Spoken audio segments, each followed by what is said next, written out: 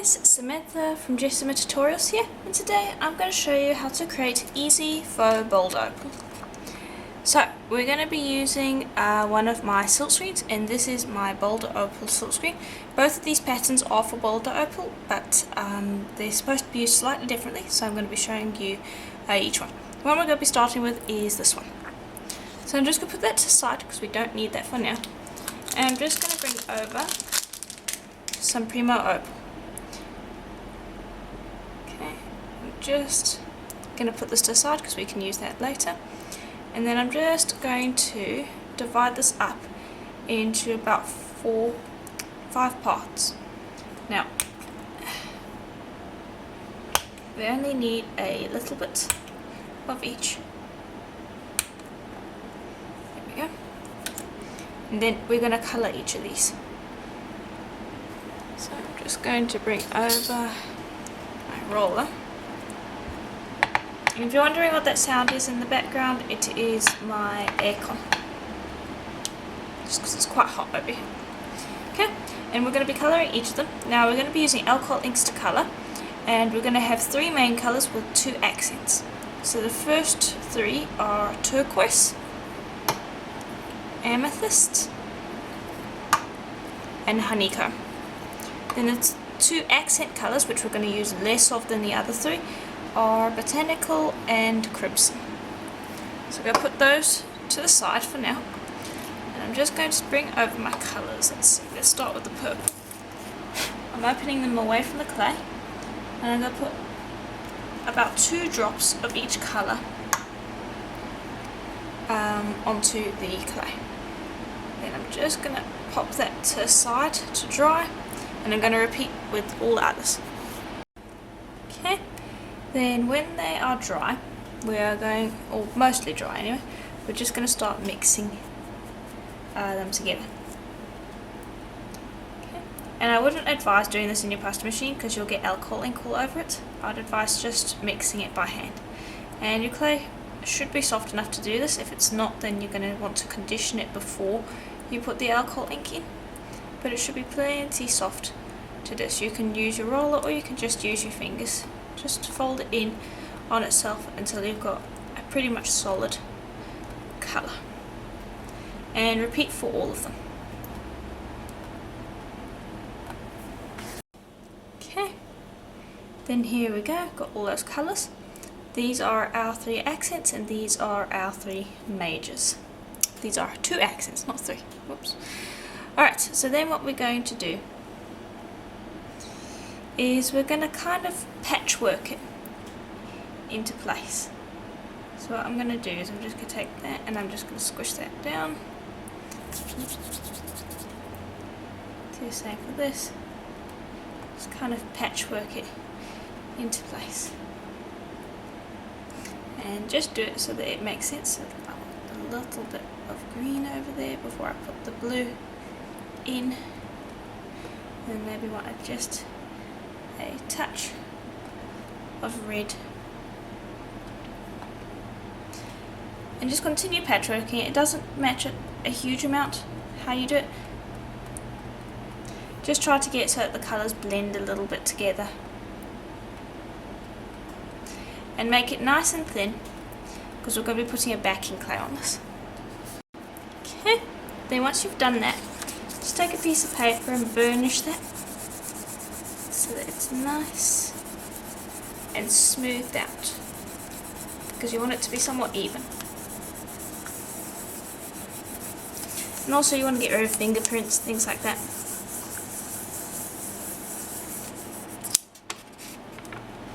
Okay, the last thing I'm going to do is I'm just going to go over the surface and I'm just going to kind of smear a little bit, just to get them to kind of move over the colours into others.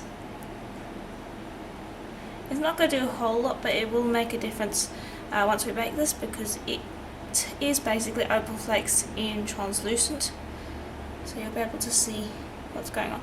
And that also brings up another point. That is why I'm using alcohol ink to colour the clay, because the alcohol ink is translucent, so you'll be able to see everything still.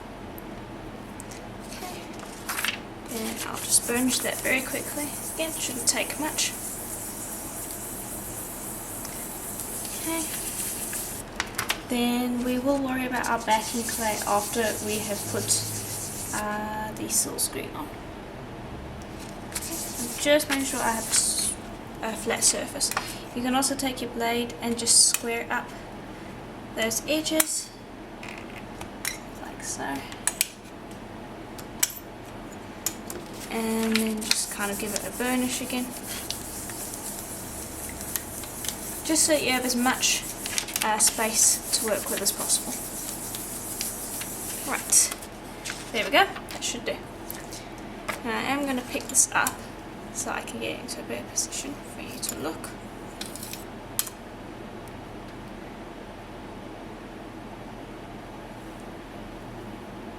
Okay, and just give it a quick smooth over. Right, and then I think we're just about ready to start. So I'm going to bring over the silkscreen, and it does have a sticky back that you just have to peel it off of, like so. Like so. Okay, then we are working with this part of the silkscreen. Smooth it over, and because it's got a sticky back, it should stick nicely to the clay. That way you'll get a very nice clean imprint. I'm just burnishing it on a little bit just to make sure that we don't have any air bubbles and that it is stuck on well. Okay. Okay. And then I'm going to be using some black acrylic paint. Just going to dab that down over here. And you can of course put it on one side and smooth, but I generally like using a sponge in this case because I don't want it to have a completely even effect. I want some areas to have darker patches of black while others have lighter patches of black.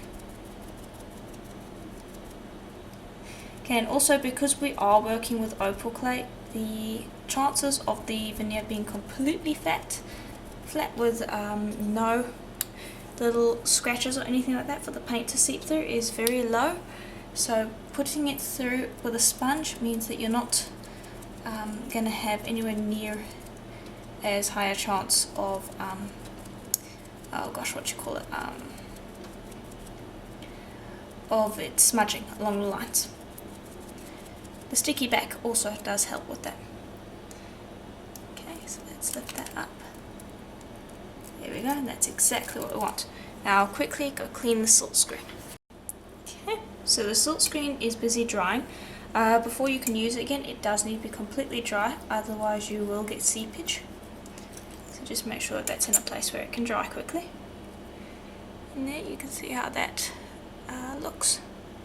It is slightly translucent, not sure if you can pick that up. Okay, so I'm going to put that to the side. We will work with that a little bit later on. In the meantime, we are going to move on to the next Boulder Opal pattern. Okay, so I've got another piece of clay here. I'm just going to roll that. Actually, before we do that, I want to split that in half because we're going to be colouring it with ink again, but we're going to be using different colours this time. We used quite bright colours last time round. This time we're going to be using some more neutral colours. But again, we still will be using alcohol ink. And that's always because it's translucent and so it won't interfere with the clay. So I'm going to be using Mermaid and Sailboat Blue. Just open up those.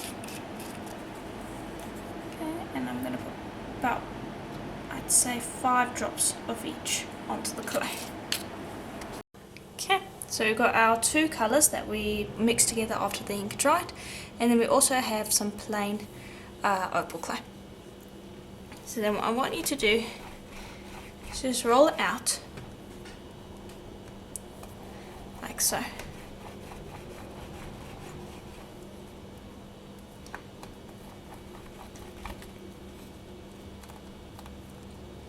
And this plain opal clay is from another packet. It's a little bit drier if you haven't already noticed. Okay, Then we'll just pair that up.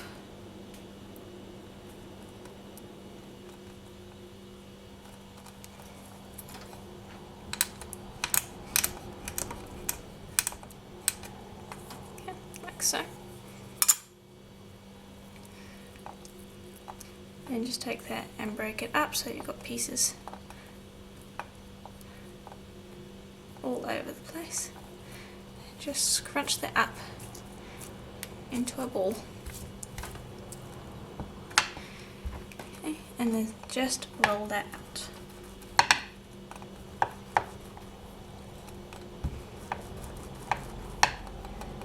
Okay, and that will semi-blend the colours together.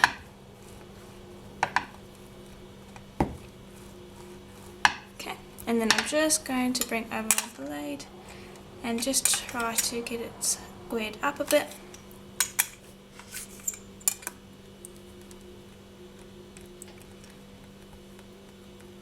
Like so.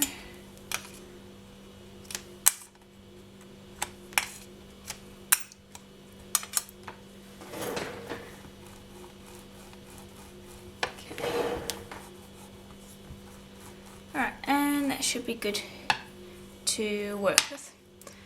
Then I'm just going to give it a quick burnish like we did before, just to make sure that it's nice and smooth. We actually probably have a little bit too much opal clay here. It looks a little bigger than what our silkscreen will handle. Okay, so I just shaped it up a little bit so that it fits. And this silkscreen is now completely dry, which is important. Now just burnish this onto the surface, make sure it's nice and stuck down. You really need to make sure that the silkscreen is completely dry when you're doing this, and that goes for any silkscreen. Okay, then I'm going to be using the black again, but I'm also going to be using some burnt umber, and I'm just going to pop a bit of the black down, and then also some of the burnt umber. I am going to grab the same sponge as before. I'm going to start with the brown. Do that over the surface, add a teeny bit of black. And this is another nice thing about using the sponge, is that you can work with multiple colours. Okay, and I'm not going to be using too much black, because it's very dominant and will take out that brown very easily.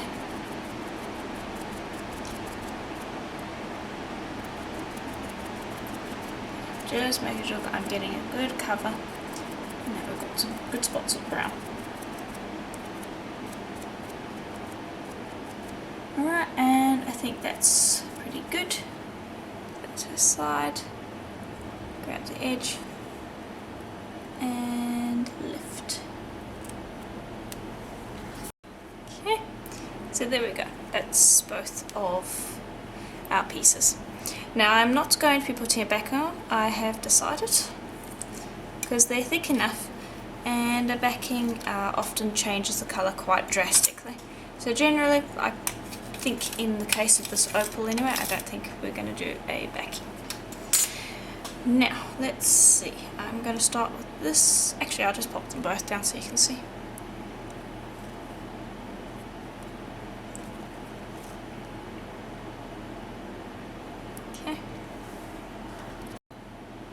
Okay, now I actually want to grab a tile, so that is going to go into the oven so that we can bake these, because they will distort if we pick them up because they're quite soft at the moment.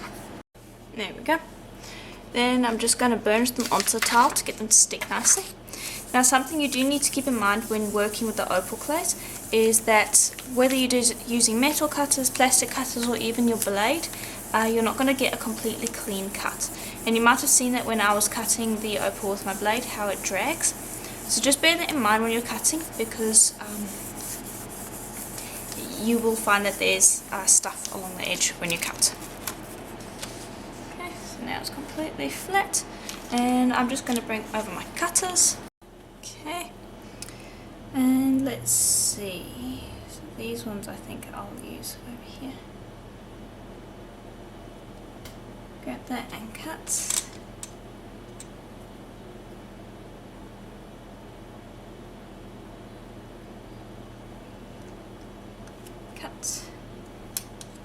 And then I've got some short stubby ones. Just trying to find a nice spot. Quite like there. Okay. And I'm going to use these ones up here.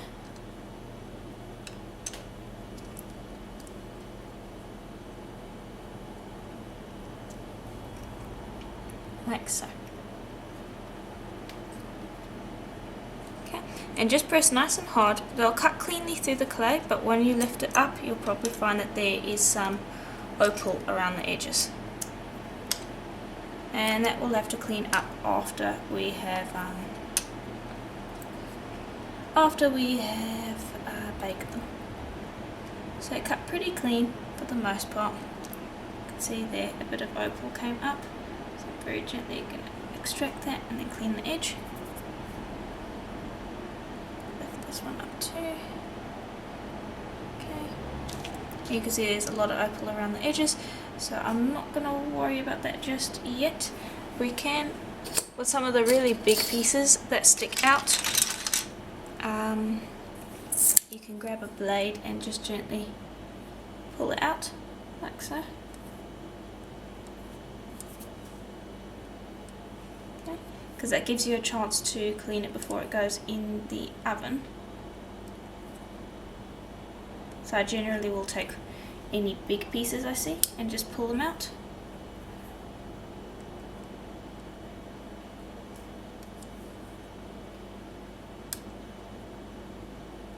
Like that one. And you can see there it distorted the shape a little bit, so then you just bring your blade in and you gently smooth it back into place.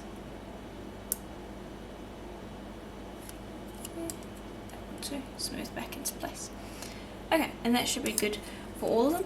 So now I'm going to pop these into the oven for a full hour at Primo's recommended temperature, and we'll see how they look when they're done. Okay, and here they are out of the oven.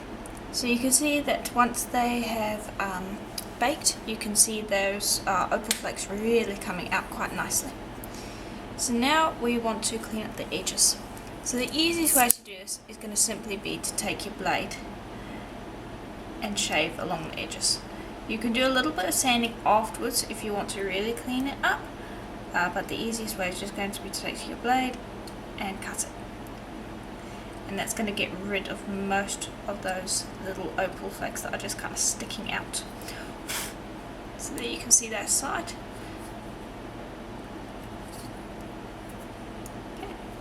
In comparison to this side. So I do that with all of them, and then when you're done, we're going to resin them. Okay, and there we go. Much neater now. So now I'm just going to bring over a resin mat. I'm just going to pop these on. Just give them a fair distance from each other. And this is just so that if the resin does spill over the sides, it won't stick to something like the tile, and it'll be easy to get off. And I'm going to be using Magic Gloss UV resin.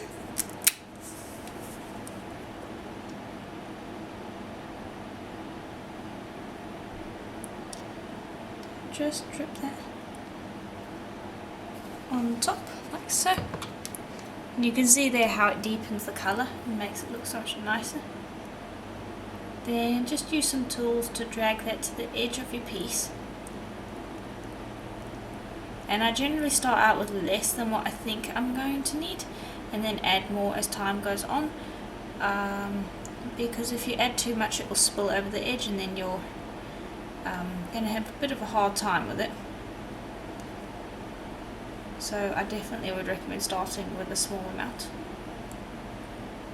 And then once you're done, pop that into the UV light for about 15 minutes at least, and then it should be cured.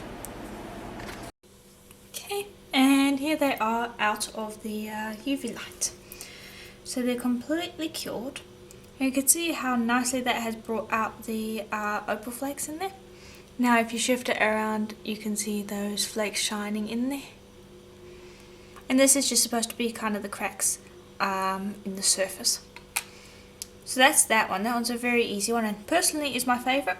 If you look up on Google you'll find that there are some really crazy designs when it comes to Boulder Opal, and this is trying to replicate some of those.